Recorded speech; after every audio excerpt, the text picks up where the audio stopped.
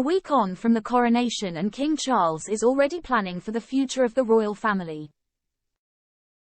King Charles has a problem which includes George, Charlotte and Louis, that he needs to deal with, according to a royal commentator. Royal commentator Richard Fitzwilliams noted that the official portraits of the royal family released after the coronation show the aging nature of the firm.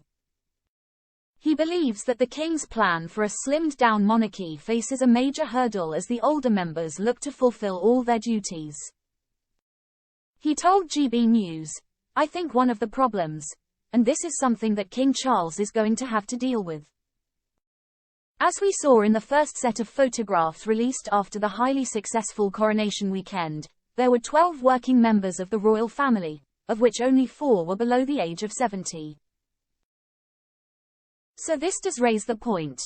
Mr. Fitzwilliams pointed out that it will be more than a decade before the likes of George, Charlotte and Louis will be able to step up. This leaves a potential gap in the king's plans. He added, "Of course George and Charlotte and Louis played a role of one sort or another in the different days during the coronation weekend," he said. "I mean, it was wonderful to see George as a page of honor, but it is obviously going to be a long time before any of them are able to participate in royal engagements actively. And this does mean that, firstly, the Waleses are the future of the monarchy, there's absolutely no doubt about it. But secondly, who's going to take up all these hundreds of patronages at the moment which are at the moment vacant?" It comes after Princess Anne told Canadian channel CBC News that she finds it difficult to imagine how she, a 72-year-old, will be able to take on more work.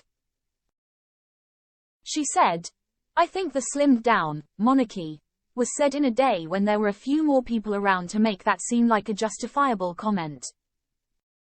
When it was put to her that the world changes, Anne said, it changes a bit. I mean, it doesn't sound like a good idea from where I'm standing, I have to say.